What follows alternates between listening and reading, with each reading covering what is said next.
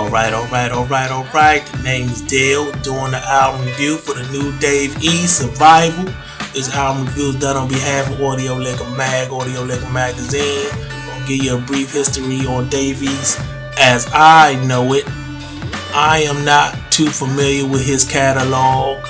I've only heard one mixtape from him, and he's been doing this thing for about 7 years, I would say.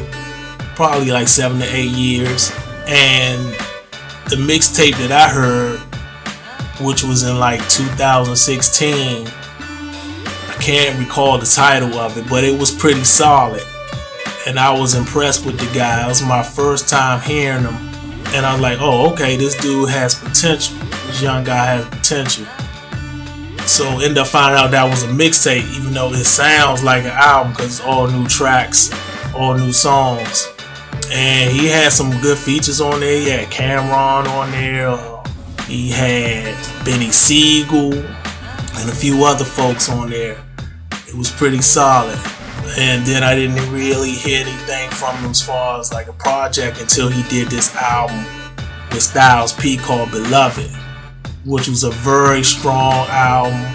If you haven't heard it, I highly recommend you hear it. I actually did a review for it in 2018. You can find that somewhere on YouTube. And also Dave East is playing Method Man on the new Hulu Wu-Tang series called American Saga. The first season finished up about maybe a month ago, maybe 2 months ago, if that. And he did a pretty solid job playing Method Man. If you haven't seen that Wu-Tang series on Hulu, I highly recommend you check it out. The first season was actually much stronger than I thought it would be, and looking forward to the second season. So anyway, I'm not too familiar with Dave East's catalog on a whole. I've only heard up until this point, up until this Survival joint, I've only heard one mixtape and a dual album he did with Styles P. So I'm going to get into the review of this because I think this is supposed to be his first studio official album. So I'm going to get into the review of this Survival joint. I'm not going to detail and highlight every song. I didn't care for every song. I'm just going to go through the joints that I thought were standouts, so to speak. And the first track, and starts off real strong, this joint called They Wanna Kill You, featuring DJ Premier. He's actually doing the cutting and scratching. He's scratching a Mobb Deep Prodigy line. Rest in peace to Prodigy. Survival of the fit, only the strong survive. I knew it was DJ Premier as soon as I heard the joint, and I actually thought he did the beat.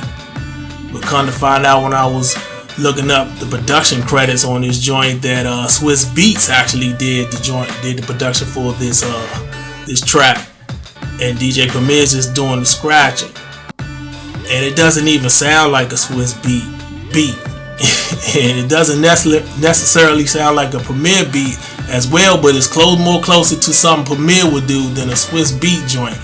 But then after listening to it, after I found out the Swiss Beat actually did the beat, I was like, oh, okay, alright. But it still doesn't sound like a traditional Swiss Beat joint. Very strong song, one verse. Dave East kills it. Good way to start off the project. Then you got another joint called Godfather 4 featuring Nas. The production is done by DJ Green Lantern. I believe Dave East is signed to Mass Appeal Records, which I believe is owned or is a Nas label. I think Nas owns the Mass Appeal label, if I'm not mistaken. I think it's distributed by Def Jam. So I might not have all my facts right with that, but I believe that's the case. But anyway, Nas has more time on this song than Dave East. It feels more like a Nas song featuring Dave East than vice versa. He has more bars on this joint. Nas is spitting more on this joint. It feels like his song more so than Dave East. But it's still a strong song nonetheless. I like the sample that's used on the joint. Then you got another song called On My Way to School. I I dig the concept of this song. He's basically speaking on all the crime, drama, shenanigans, and crazy shit he saw when he was on his way to school day to day. Those type of things. Dig it. Then you got another track called 17, produced by Timbaland. I was surprised by that. You know, it's self-explanatory. He's reminiscing and telling stories about when he was 17, the things he was doing. Then you got another track called Mama I Made It, produced by A-Rap Music, self-explanatory. I really dig this song. You could say it's a thank you letter to his mother, you know, showing her love for all she's done raising him and things of that nature. Then you got another joint called Baby. It's hard to go wrong using the Marvin Gaye sample. They use the I think, what's the name of that joint they use? Keep You Satisfied. Yeah, a good joint to use. Nice chick song. I dig it. And he got another track called Me and Mines. Dig the idea for the song. I dig his rhyme pattern use on here. You know, he's ego tripping, bragging, those type of things. Then you got another track called Daddy Knows. It's a song dedicated to his daughter, and you know, he's speaking on him being a father. And it's like almost his version of Nas' song called Daughters. If you're familiar with that song, Nas put out like in 2012. So it's a nice song, I like it. Then you got another joint called What You Mad At, featuring the Mad Rapper, I believe, D-Dot. You know, it's always funny when he goes into that character. I dig it. Strong track. You got another track called On Sight, featuring Ty Dolla $ign. Of course, he's singing on the hook. Ty Dolla $ign. It's produced by A-Rap Music. A nice chick joint that should get radio play. You could play it in the club. It's a commercial joint, but I think a hip hop head could appreciate it. And you got another joint called The Marathon Continues, produced by A-Rap Music and Motif Alumni. I was surprised to see him on here. Motif Alumni has done tracks for OC and AG recently in recent years.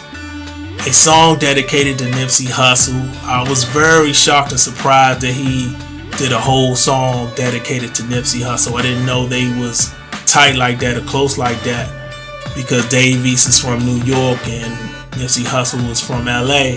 So I didn't know they really had that type of connection where he would make a whole song dedicated to Nipsey Hussle.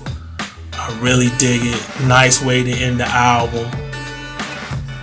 This album has like 20 tracks total, no skits or interludes that I can recall. Now, I've only listened to this album one time and a half. I was actually listening to it for the second time today and got interrupted, so I only got halfway through the second time. And I really don't like to do reviews when I've only listened to an album basically one time, but I got like 6 new albums that I need to listen to, and I've only listened to this and the new Fabolous album, so I just wanted to get a review out the way for this joint and not have to potentially do 3 reviews in 1 week. So I say him having an album with 20 joints on there, you know, it's some songs on there that I didn't care for, I didn't like. The album, it has a lot of commercial joints that he's shooting for the radio that I can't quite get into. You know, the trendy sound is going on, the sound is popular. He has some joints where he's shooting for that crowd, your casual music listening crowd that I really not feeling. He has a song called Penthouse, which feels misplaced.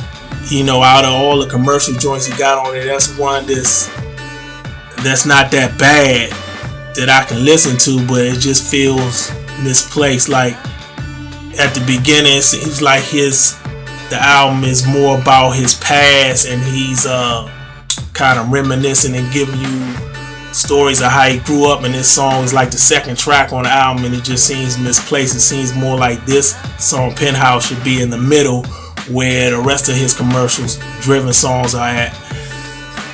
And you know, he has another song called I Need a Sign, which is a good song, but it has an intro that runs too long, where you have this guy speaking and talking at the very beginning, and I believe it runs like over a minute, a little over a minute, and I felt he should have just made that a separate track, because it just takes too long for the actual song to kick in, and that kind of turned me off from the joint, listening to the joint.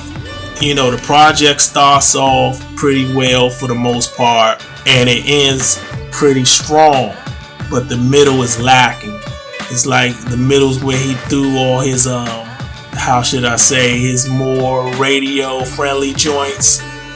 In the beginning, his more was hot sound in the middle, and I'm really not digging that.